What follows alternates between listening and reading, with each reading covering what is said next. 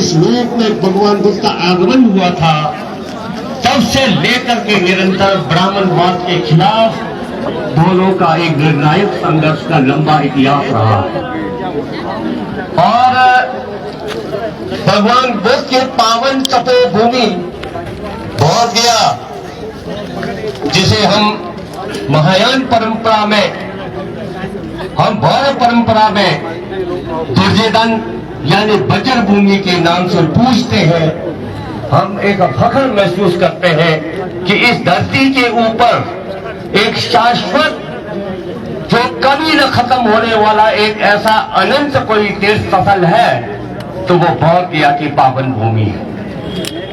इस भूमि के ऊपर भगवान बुद्ध की तपस्या से पहले उरुवेला का वो जंगल, जहां बड़े हिंसक जानवर रहते थे, आसपास कोई आबादी नहीं थी, उस जंगल के बिहट जंगल के बीच में आज से 2572 साल पहले भगवान बुद्ध ने जिस सम्यक दर्शन का प्रतिपादन किया था, जिसके प्रकाश में पूरा विश्व आलोकित हुआ, और उस प्रकाश के अंदर ना जाने इस लोक के अंदर कैसे कैसे महान विरासत ने जन्म लिया।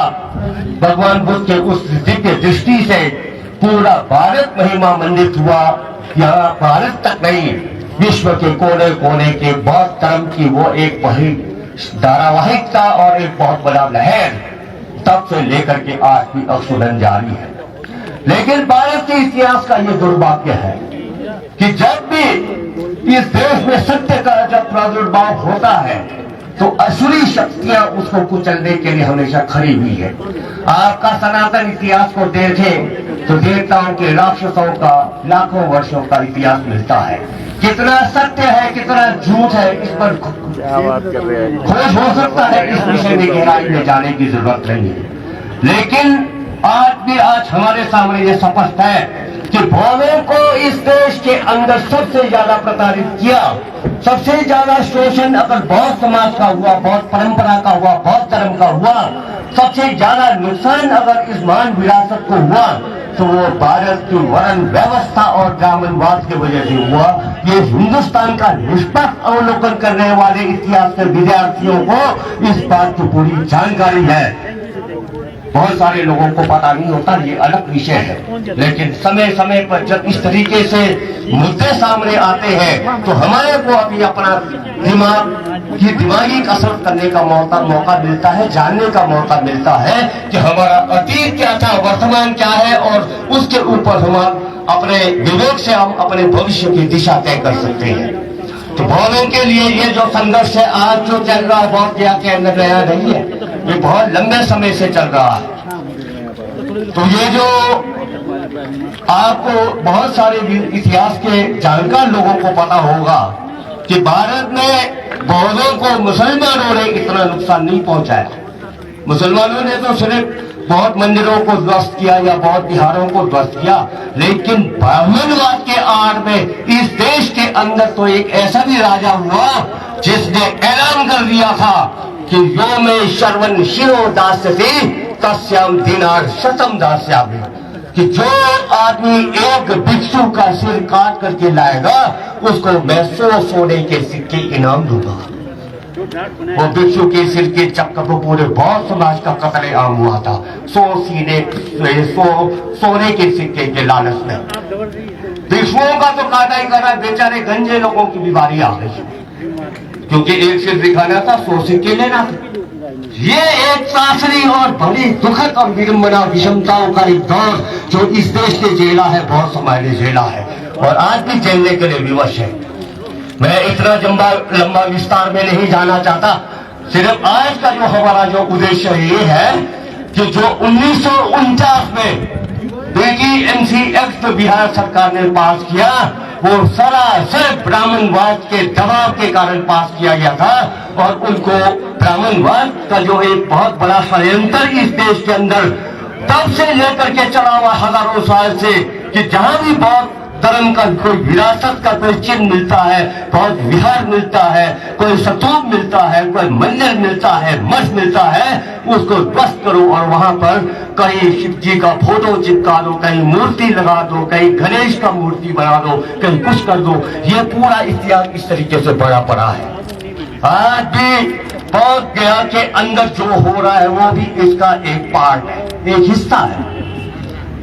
हम ये मानते हैं कि उस दौर में जब वो स्तूपा बना, जब अशोका ने बौद्ध गया में इतना बड़ा स्तूप बनाया, एक बहुत बड़ा विश्व विख्यात ऐतिहासिक आज जिसका एक स्वरूप पूरी दुनिया के सामने है, उससे पहले भी वहां पर जो चीनी यात्री वैनसांग के समय में भी वहां पर बौद्ध विहार थे और कम से कम 1000 बौद्ध भिक्षु वहां पर रहते थे।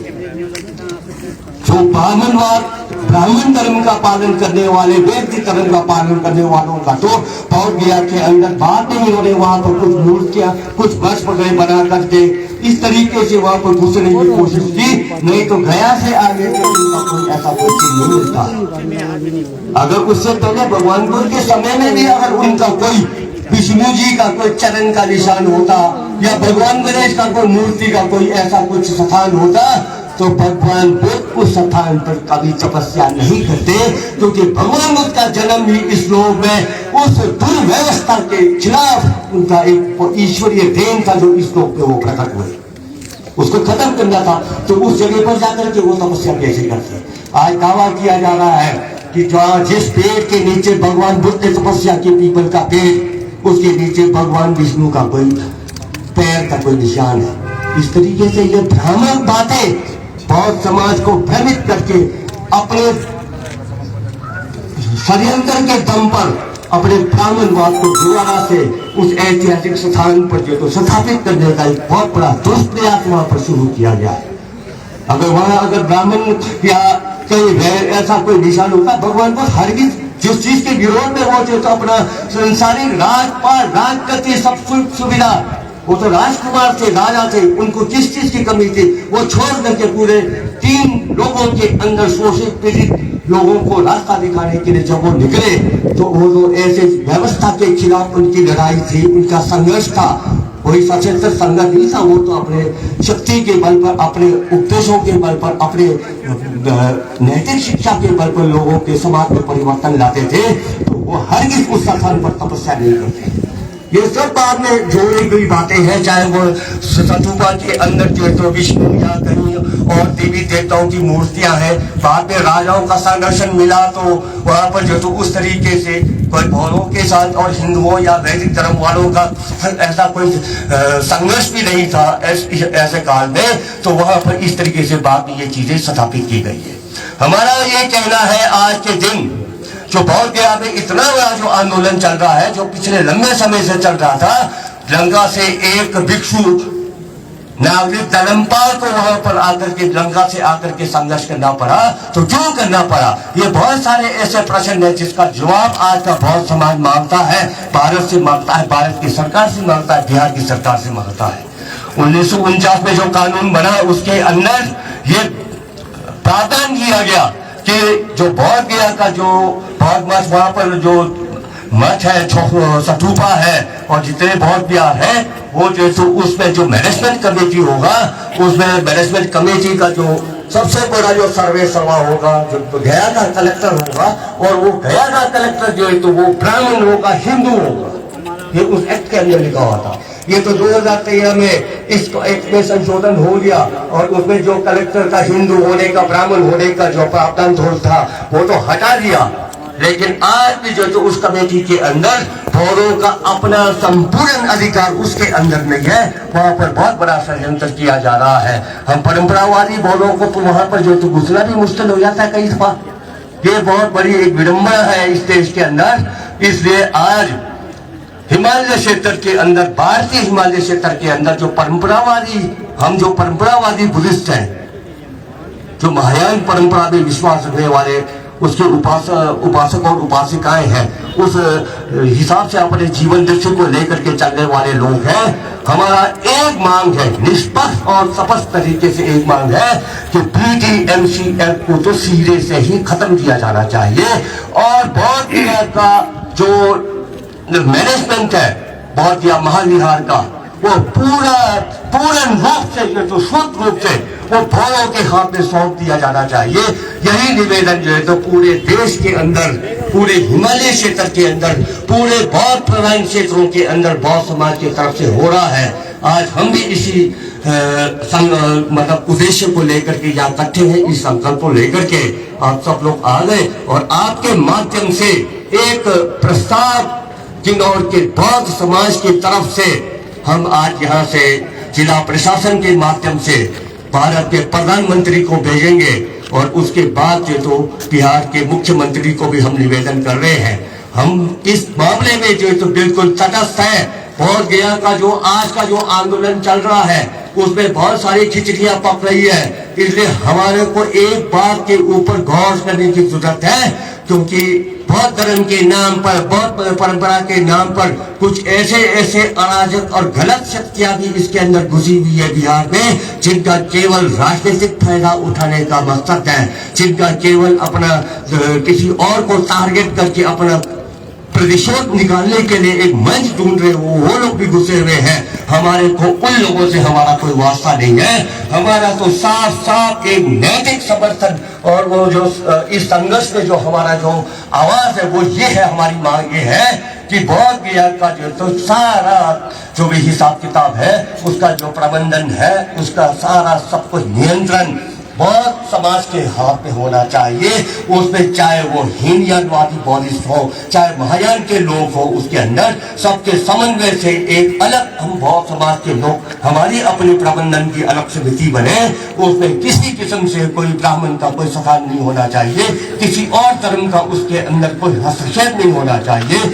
जब से विश्व धरोहर के तौर पर इस जगह को पहचान मिली है, उसके बाद दुनिया भर में राक्षसी ताकतें, कॉर्पोरेट सेक्टर के लोग सब उसके अंदर घुसने की कोशिश कर रहे हैं। कोई पैसे के दम पर, कोई षड्यंत्र के दम पर, कोई धर्म के नाम पर, कोई उटपटांग विरासत की बातें, इतिहास की बातें लेकर के ऐसे दावे लेकर के आ रहे हैं। अगर आज का बौद्ध समाज कमजोर हो गया तो आने वाले समय में हिमालय के कोने का बैठा हुआ कोई भी एक बौद्ध उपासक या बौद्ध धर्म को मानने वाला आदमी, उसको गया के अंदर जाने के लिए भी बहुत मुश्किल हो सकती है।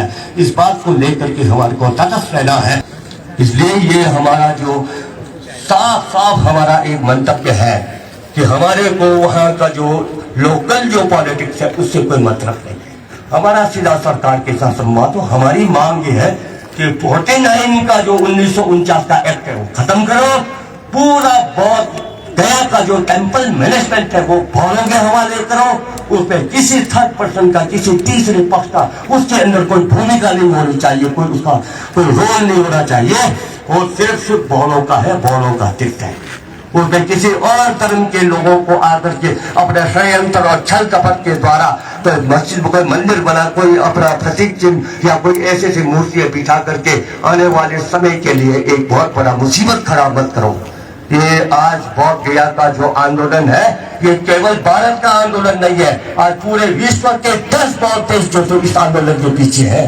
बर्मा, जापान से लेकर के अमेरिका, कनाडा से लेकर के रूस तक सब जगह पर ये जो चिंगारी है बौद्ध गया मैनेजमेंट एक्ट, ये चिंगारी फैल चुकी है सब जगह।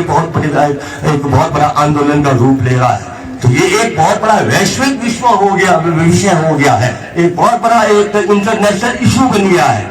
इसलिए इस मामले में पूरे किन्नौर के अंदर जितने भी हम परंपरावादी बौद्धिस्ट है, चाहे वो गेलुप्पा है, निंगमा है, चाहे वो डुप्पा है, सब लोगों को एक मंच पर आकर के एक अपने लाल भगवान बुद्ध का दिया हुआ जो चीवर है, उस चीवर को पहन करके उस चीवर का सौगंध रखते हुए हमारे को उसको संघर्ष करना है।